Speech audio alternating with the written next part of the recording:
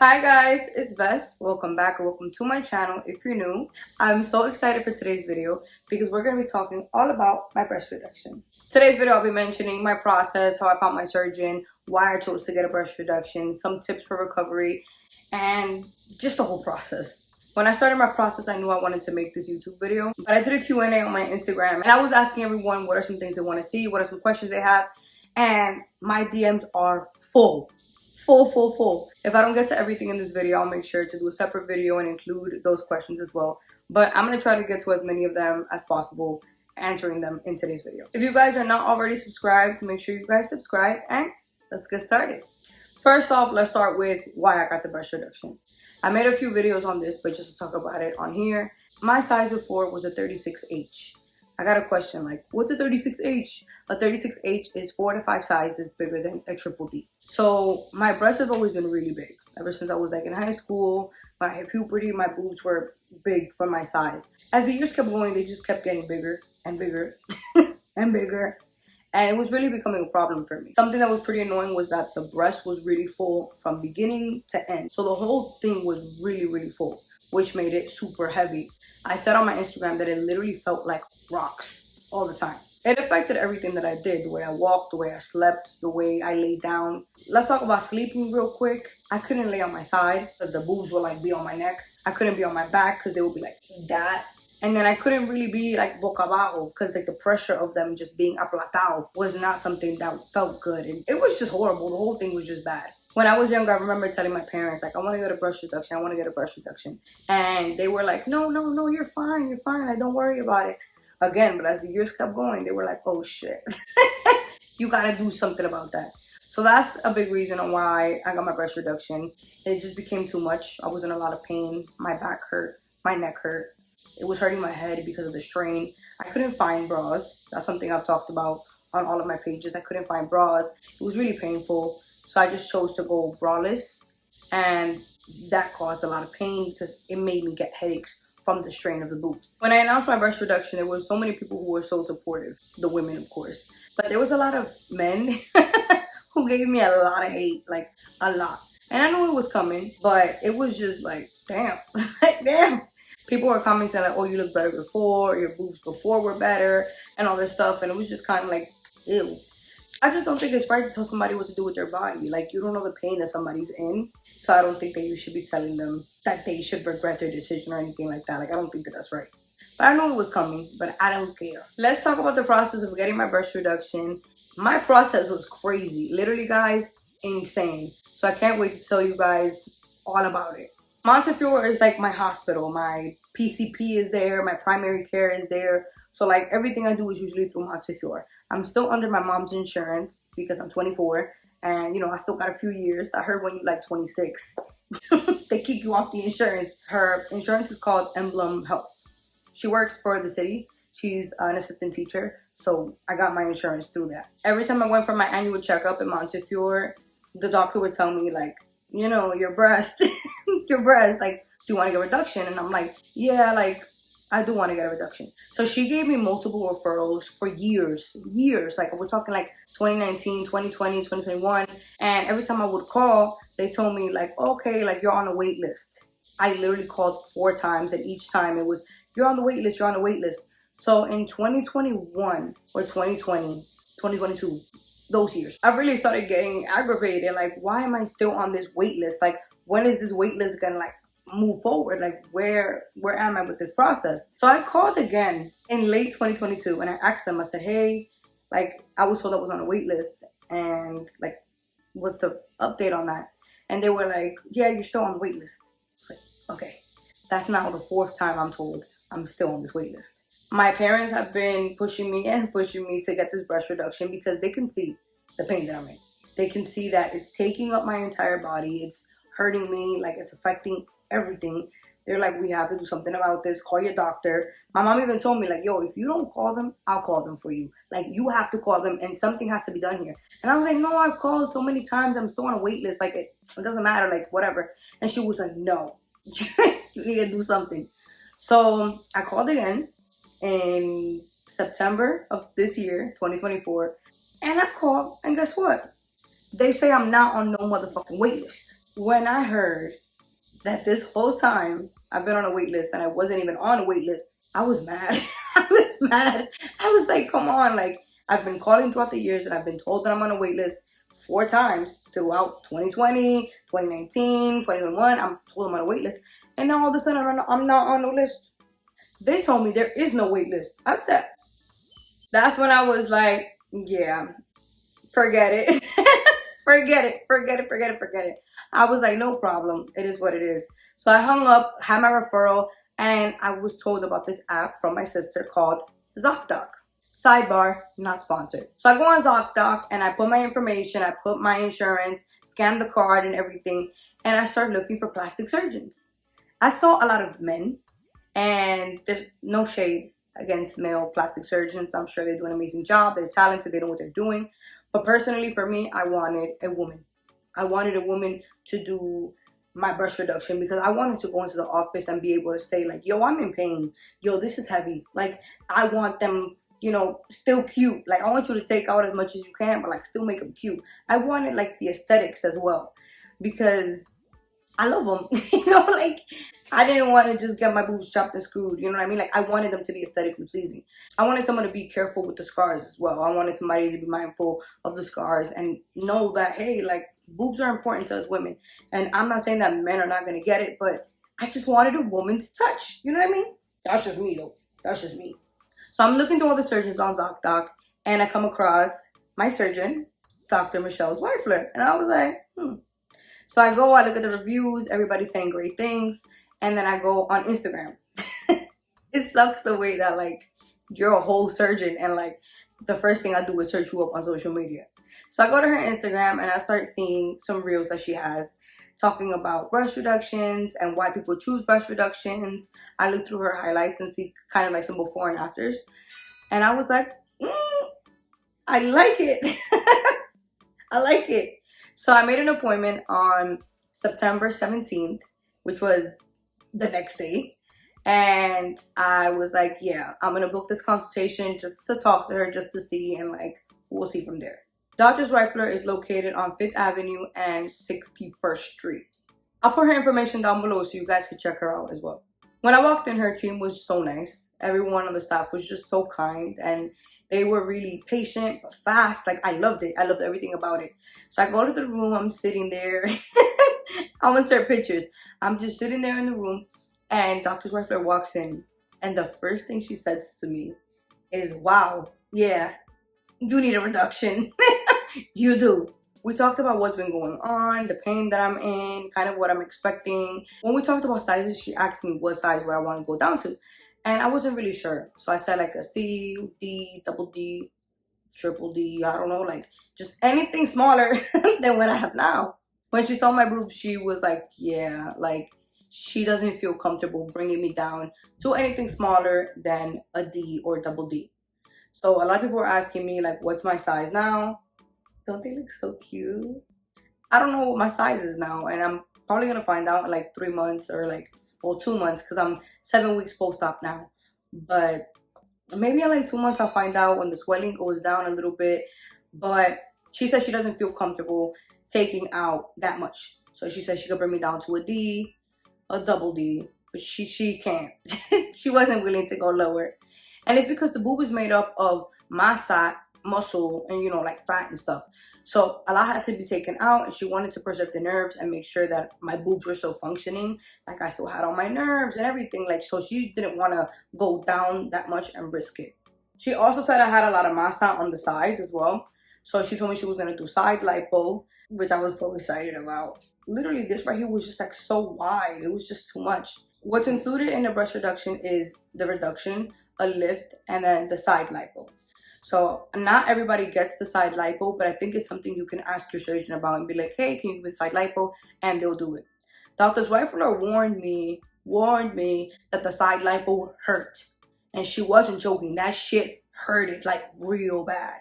She told me like the actual breast reduction part itself is not horrible, but it's the lipo that hurts the most and dead ass. But back to my first appointment, she was like, yeah, I definitely see that you need a reduction.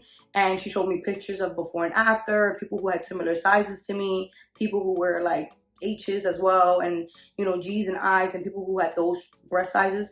And she showed me those photos and before and after pictures, and it just looked incredible. It looked incredible.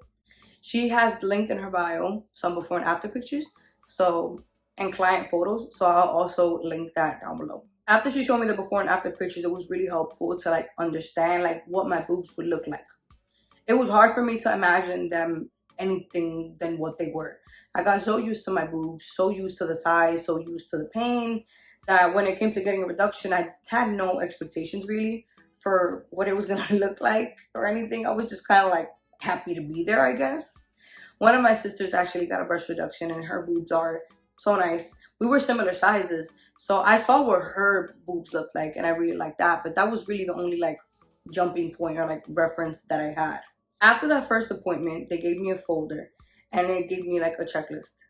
And it said, okay, your PCP, my primary care, told me I needed to get my breast reduction. The surgeon also says I need to get a breast reduction, but the insurance has to approve it.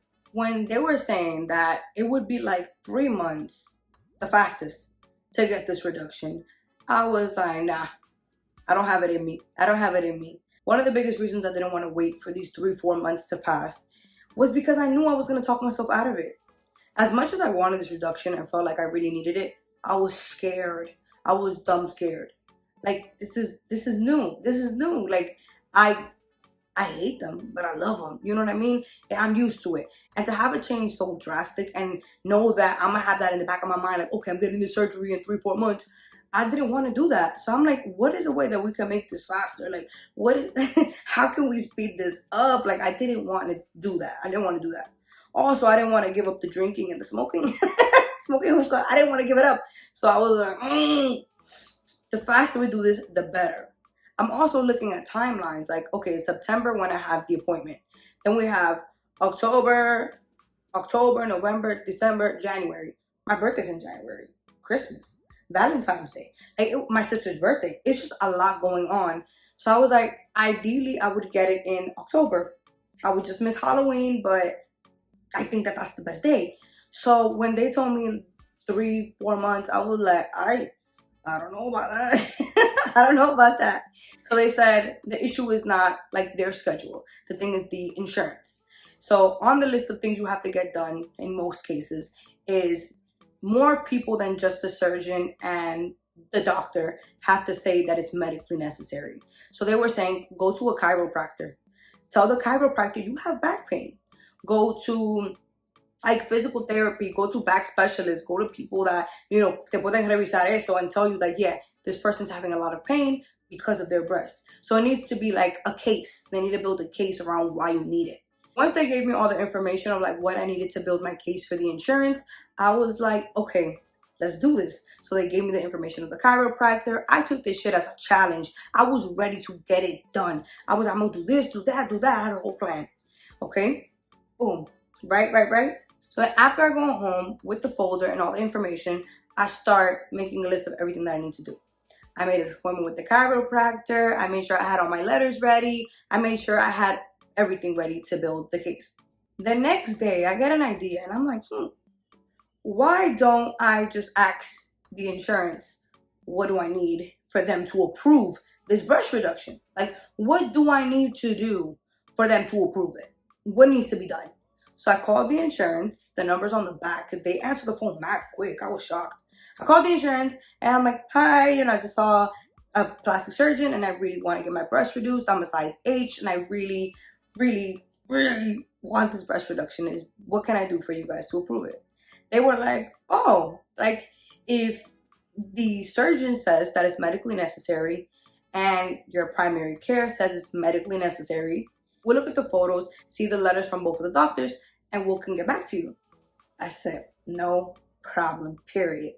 After that, I called Dr. Zweifler's office and I was like, hey, the insurance said that all they need is for you guys to say it's medically necessary, which they said it was. My PCP to say it was medically necessary, which she did, and photos of the situation, and they'll approve it. And they were like, okay, no problem. They did it, and the next day I was approved. Period. One of the biggest things I learned with this whole process is you can't take no for an answer. Know what you want and go for it. And that's exactly what I did. I didn't want my surgery in 3 months. I wanted it fast. I wanted it soon. I didn't want to talk myself out of it. I didn't want to procrastinate. I wanted to just go in, get it done, make it happen. That was my whole plan. So I really feel like everything happened the way that it was supposed to. I waited 4 years on this damn wait list from Montefiore, and then I get approved that everything's so fast and seamless and just perfect in 2 days. Like, everything happens for a reason. Everything happens when it's supposed to. And my process of getting approved and everything is proof of that. Getting my surgery so soon also had its downsides because I wanted to lose a little bit of weight before I got my breast reduced. Because, you know, again, there's still like fatty stuff in there. There's still muscles and all that stuff. So I wanted to lose some weight so then when I get my boobs done, I could just focus on maintaining it or whatever. But if I get my boobs reduced and I'm not at the weight that I want to be, I'm going to lose weight later down the line. And maybe my boobs could deflate or they won't be like perfect like they were. So it definitely had its downsides and it's something I had to prepare for. I set my surgery date before I even got approved for the surgery.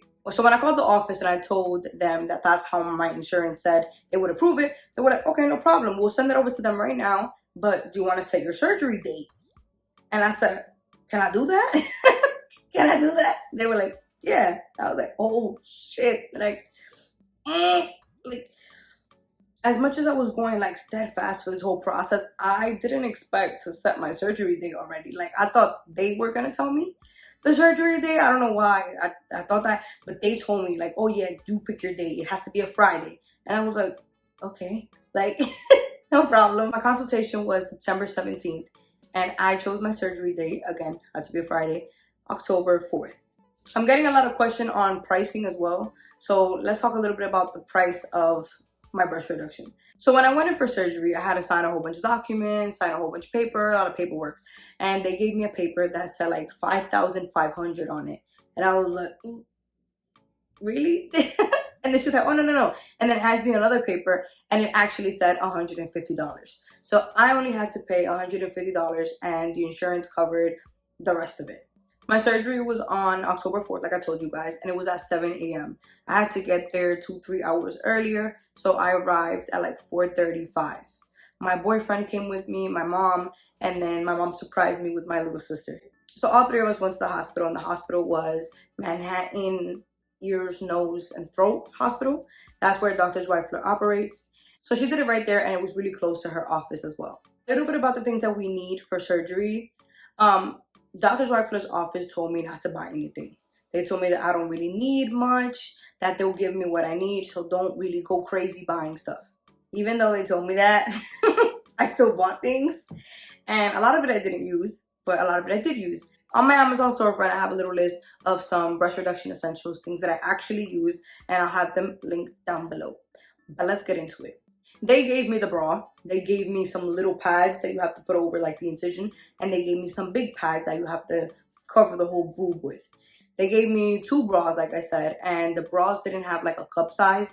They only had like the band size. So I was wearing a 36, but it was feeling too tight. So we switched it to a 38 bra. Again, don't know what cup it was, but 38 bra was the one that I wore.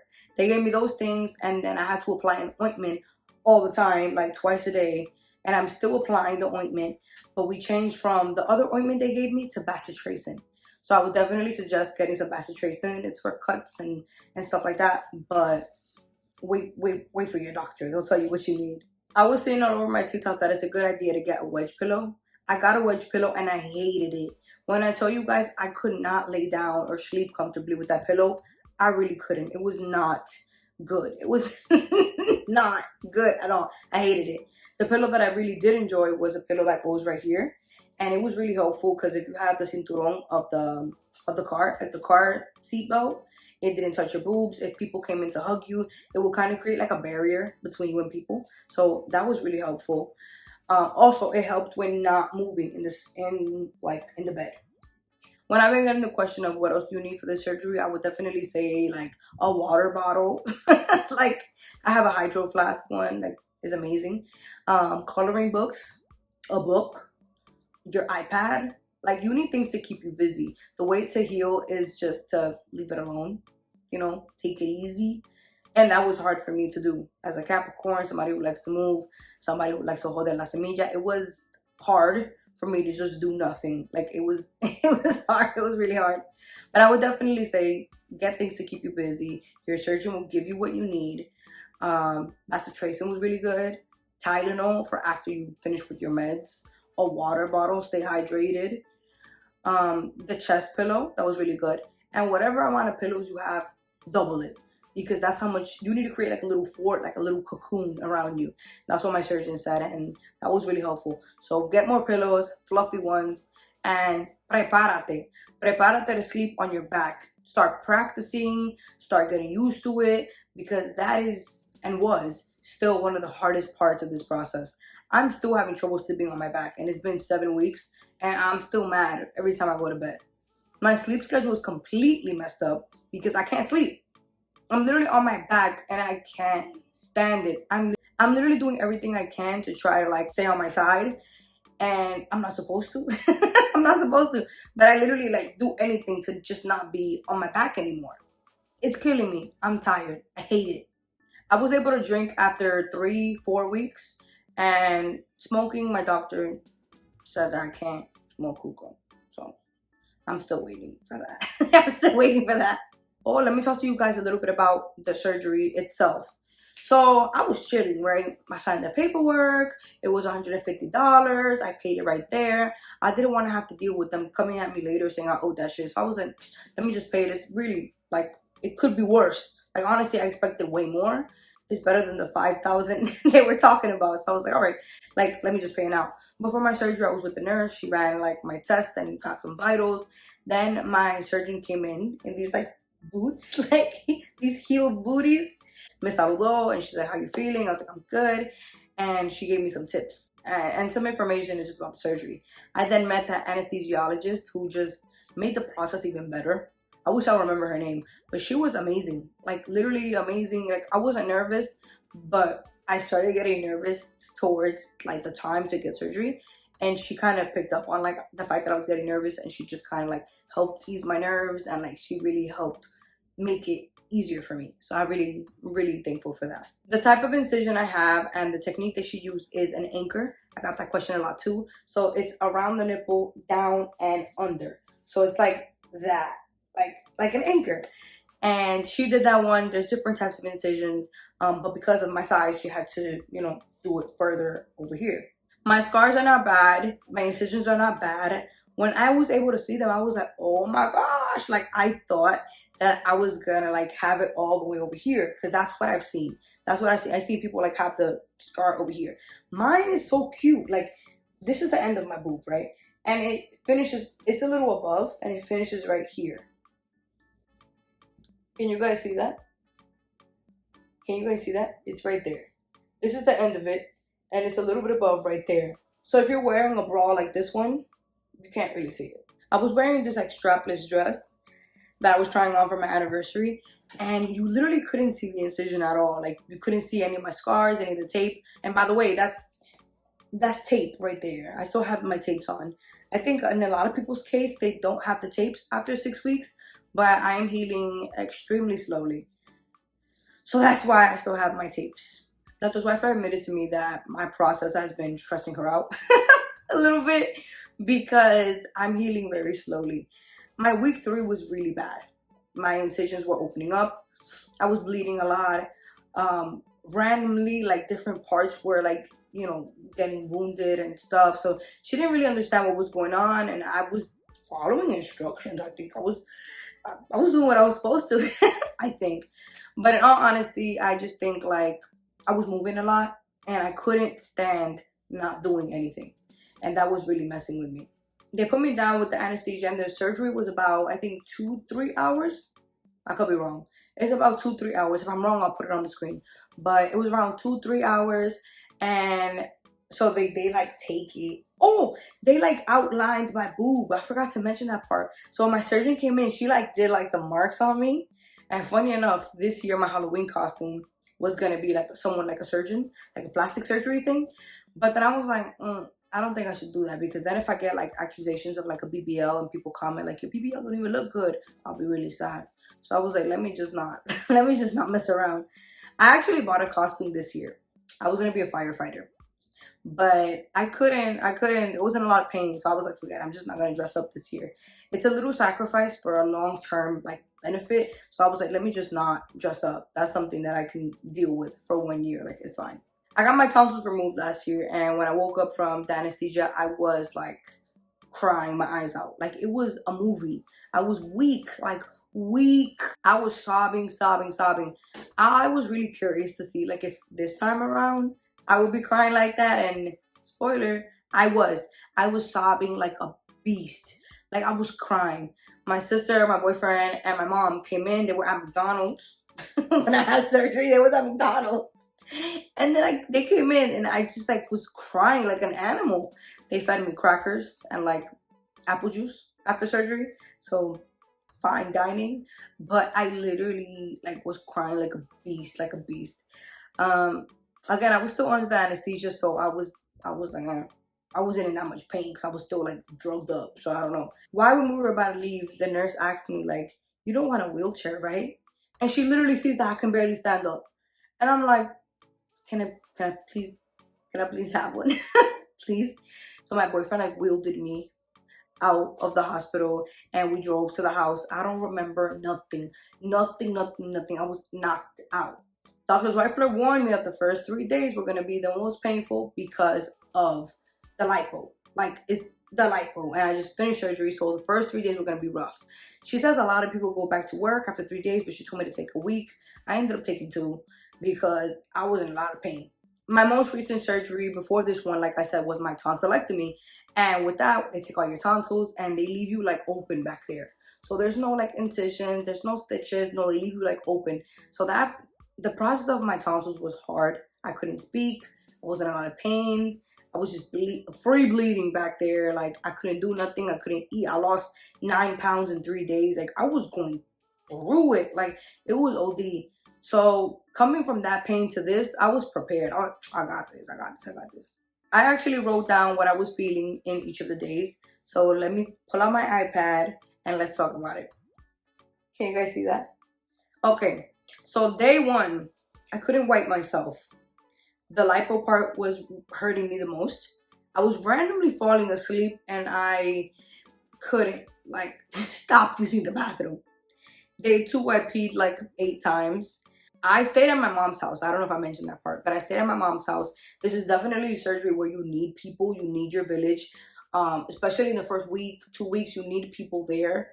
Especially because, I couldn't shower for like 4 days. And then I couldn't use the bathroom because like going like that, moving my arms was hurting me. I got a lot of questions on when could I move my arms. And it was about like a week. A week I felt more comfortable using my arms. So day 2, again, I kept peeing. Everyone was being amazing. My boobs just felt like a lot of pressure. The first 3 days, I didn't have a bra. I was just bandaged up a lot, like rounds, rounds, rounds. So I couldn't really see them. I couldn't nothing. It just felt like a lot of pressure. But what's funny enough was that although I felt all this pressure on my boobs, my neck and back felt instantly better. Like, I can't describe it. I can't describe it. Like, it felt like I got a load off of me. Like, I felt like I could stand taller. Like, I could stretch my neck. Like, I just felt like I could like fly. That's what I just kept saying to people. Like, 1-2 weeks post-op, I feel like I could fly. And I still feel like I could fly right now. If you tell me I'm 25 pounds right now, I will believe you. Because I literally feel so much lighter. I'm like relearning a lot of things and I'm finding it like so cool. Like, the other day I was playing pool with my boyfriend because he loves playing pool. And usually I would have to pick up my boobs and like put them over the table. So you guys don't think that when I go to play pool with him, I make the motion to like move my boobs. And then I didn't need to. And he was looking at me like, and it was like, oh my gosh, I couldn't believe it. Something that I've noticed now is that I can walk faster. I could walk faster and I could like run and they don't move. I could jog and they don't move. I also don't get tired when I'm walking. Before, me and my little sister would go to Five Below, TJ Maxx, and we'd be like, I'd be spent after those 2 trips. But now I feel like I could walk for miles and I'm not tired yet. And I think that that's super cool. My clothes are also fitting me a lot differently. So I got a question if I'm gonna have to like buy new clothes. And I hope not. But there was this corset that I tried on. And before it was like cute because like the boobs would fill it out. You guys, when I tried it on the other day, it was loosey goosey. Like I could feel like my whole arm. I'm also feeling so many new sensations. You guys don't think we went out to dinner and my hair went through my boobs? And I was like, what is this feeling? What is this feeling? I've never felt that before. And then like the wind, like I felt like wind through my chest and I was like, oh shit. Like I love it. Like this is great. This is great. There's just like so many new experiences that I'm getting because of this reduction. And I can't describe it. I can't describe it. So back to the healing. I was in a lot of pain. And again, it was mainly the lipo part. Like the boobs were fine, but it was the lipo. I was taking oxy and cereroxyl. I don't know what that is. But basically, it's like a stronger Tylenol. That's what my surgeon said. Okay. So I stayed at my mom's house. My little sister was sleeping anywhere where she could. She slept in my house. She slept on my mom's bed. She slept on the couch. She was everywhere. I was on my grandma's bed, and my grandma was on my little sister's bed. So Valise was just everywhere. Okay. Day 2, of course, still couldn't eat. I was very itchy. And my stomach was really bloated. Again, I had like IVs and fluids and shit, so I understand. My mom helped me a lot during this process too. She couldn't sleep. I was waking her up in the middle of the night to use the bathroom. And I don't know if this is just like a me thing or like, I don't know if I did something wrong or what. But literally the first week and a half, I kept waking up to use the bathroom. Waking up. At one point, they even put a diaper on me because it was just too much. It was, is that TMI? Oh my gosh. It was just too much. I was using the bathroom way too much. So I don't know what my problem was, but I couldn't stop. I literally couldn't stop.